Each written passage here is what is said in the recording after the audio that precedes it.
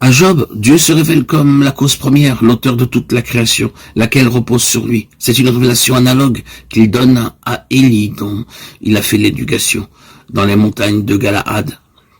À cause de sa foi inébranlable, le prophète put fermer le ciel, afin qu'il ne plût pas au pays d'Israël pendant 3 ans.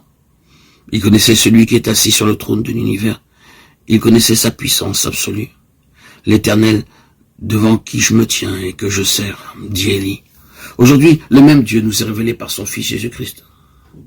Il est l'image du Dieu invisible.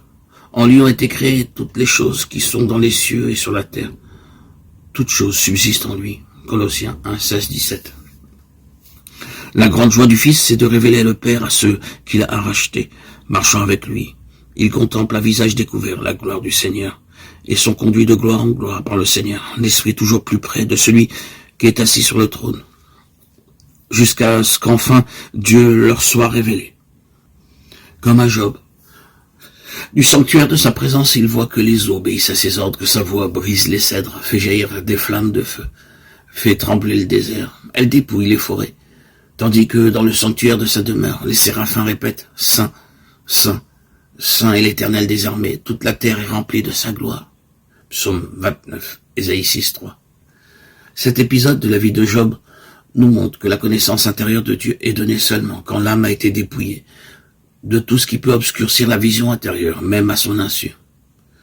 Des bénédictions divines peuvent absorber l'âme plus que Dieu, le service de Dieu plus que sa volonté. Les talents reçus, une connaissance limitée, peuvent même empêcher une plus grande connaissance de Dieu. Et Job, nous voyons aussi comment les dons peuvent nous servir à nous édifier nous-mêmes, nous amener à nous considérer comme supérieurs aux autres. Mais le dépouillement de tout ce que nous imaginions posséder nous amène à cette expérience que, n'ayant rien, nous possédons toutes choses en celui qui est la source et le propriétaire de toutes choses. J'avais entendu parler de toi, mais maintenant mon œil t'a vu, s'écrie Job, tandis qu'il embrasse d'un coup d'œil ce passé où il s'imaginait avoir atteint le parfait développement de la marche avec Dieu. Et de ce passé, il dit, oui, j'ai parlé sans les comprendre de merveilles qui me dépassent et que je ne conçois pas. Job se connaissait enfin, lui et sa mesure. Il est devenu le petit enfant décrit par Eliaou, l'enfant heureux de se reposer sur le cœur du Père, heureux de savoir ce que Dieu veut et rien de plus. Heureux d'être ce que le Père désire et se réjouisse des dons et des grâces qu'il accorde aux autres habitants de sa maison. Maintenant, mon œil t'a vu. Je me prends en horreur et je me répands dans la poussière et dans la cendre. Je me prends en horreur, une autre version rend ainsi ce passage. Je prends en horreur mes paroles.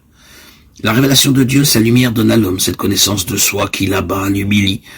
Ainsi plus tard, lorsque le prophète Ésaïe eut une révélation de Dieu, il s'écria « Je suis un homme dont les lèvres sont impures.